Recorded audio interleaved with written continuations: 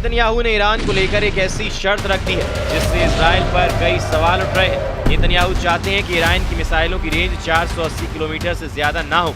आखिर Netanyahu Iran की मिसाइलों की रेंज क्यों घटाना चाहते हैं? इस बीच ईरान के मिलिट्री कमांडरों की तरफ से फिर कहा गया है कि अगर इजराइल ने फिर हमला किया तो तेल अवीव को खंडर बना देंगे। इजराइल पर ईरान की जितनी मिसाइल गिरी, ऐसे हर धमाके ने इजराइल के मिसाइल डिफेंस सिस्टम का पुर्जा ढीला कर दिया।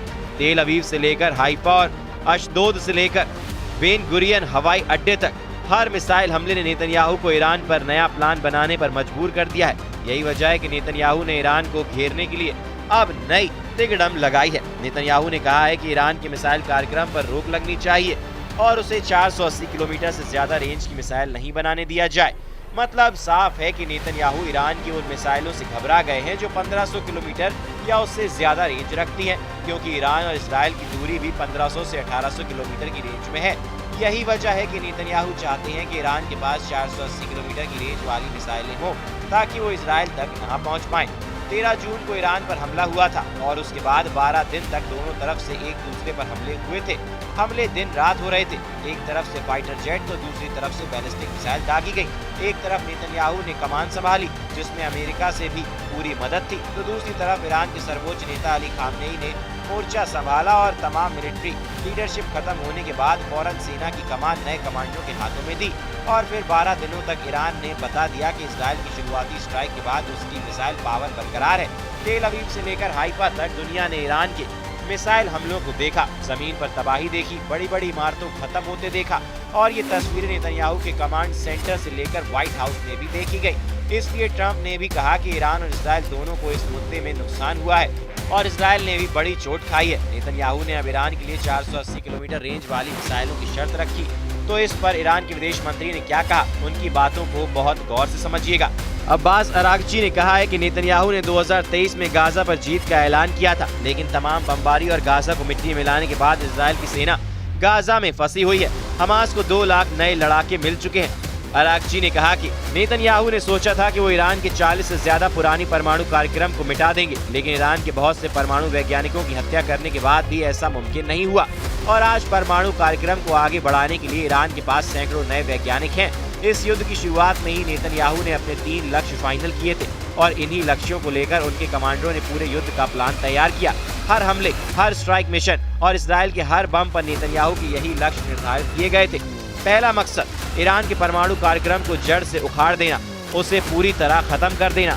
क्या ऐसा हुआ? 400 किलो संवर्धित यूरेनियम को लेकर अब भी सवाल उठ रहे हैं, इसलिए ये मकसद नाकाम हो गया। इजराइल का दूसरा मकसद ईरान के मिसाइल जखीरे को मिटा देना, लेकिन ईरान के कमांडर दावा कर रहे हैं कि उनके पास इतनी मिसाइलें हैं कि ईरान 2 साल तक लगातार युद्ध लड़ सकता है, इसलिए ये मकसद भी फेल हो गया। इजराइल का तीसरा मकसद ईरान में बगावत करवा के तख्ता पलट करना था, लेकिन अली खामनेई अब भी ईरान के सर्वोच्च नेता है और ईरान की मिलिट्री लीडरशिप भी कायम है, यानी इजराइल के तीनों मकसद नाकाम साबित हुए।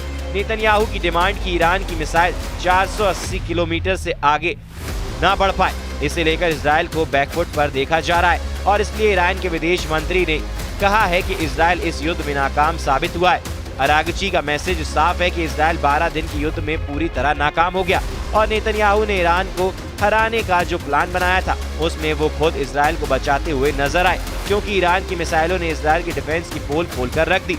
ईरान के विदेश मंत्री अब्बास अरागची ने कहा कि जब ईरान तेल अवीव और हाइफा पर मिसाइलें बरसा रहा था तब नेतन्याहू अमेरिका के सामने मदद के लिए गिड़गिड़ा रहे थे और युद्ध में उनके सभी लक्ष्य फेल हो गए। और इशारों में अरागची ने ये भी कहा कि मोसाद अब व्हाइट हाउस को कंट्रोल कर रहा है, यानी ट्रंप नेतन्याहू की उंगली पर नाच रहे हैं। इसमें कोई शक नहीं कि जब इजराइल ईरान पर बमबारी कर रहा था तो उसके फाइटर जेट्स को रोकने वाली कोई ताकत वहां मौजूद नहीं थी। ईरान का आसमान इजराइल की वायुसेना के लिए खुला मैदान साबित हुआ और यही वजह है कि नेतन्याहू ने जो टारगेट एयरफोर्स को दिए थे उस पर ठिकाने पर बमबारी की गई और नुकसान भी जबरदस्त पहुंचाया गया, क्योंकि 13 जून के बाद हुए हमलों में मिलिट्री कमांडर और वैज्ञानिकों के अलावा 1000 से ज्यादा लोगों की मौत हुई है। 12 दिनों के युद्ध में इजराइल की एयरफोर्स ने करीब 900 टारगेट्स पर बमबारी की। इसमें 1500 जगह ऐसी थी जहां करीब 4500 बम गिराए गए। इन हमलों में 370 स्ट्राइक लड़ाकू विमानों से की गई, जबकि बाकी हमले ड्रोन से उनको अंजाम दिया गया।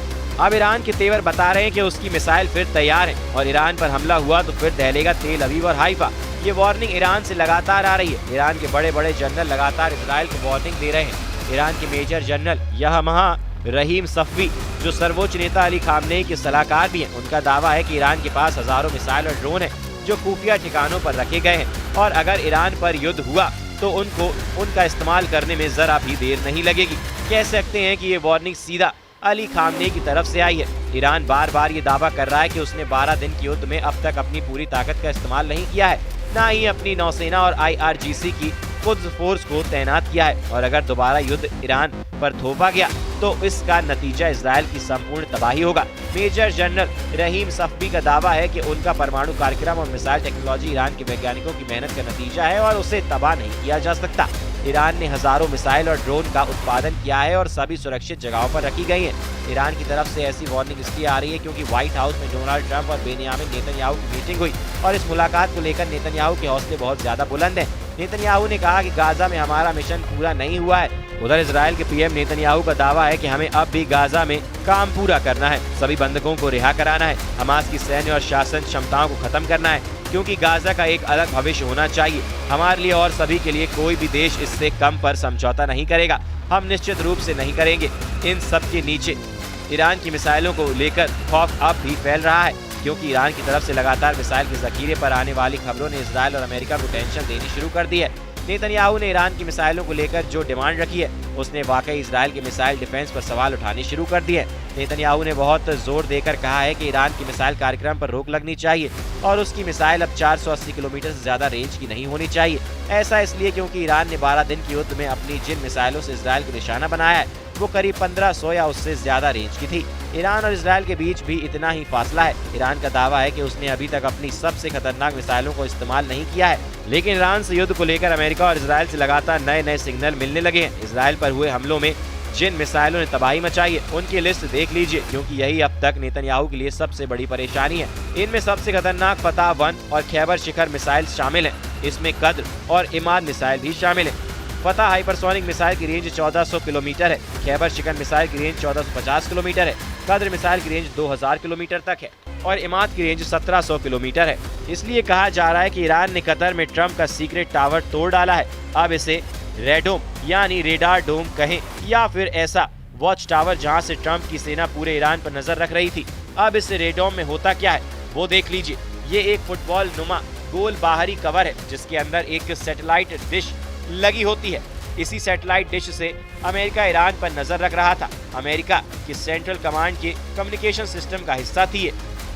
इस रेडोम को 2015 में $15 मिलियन की लागत से तैयार किया गया था, यानी करीब 125 करोड़ रुपए।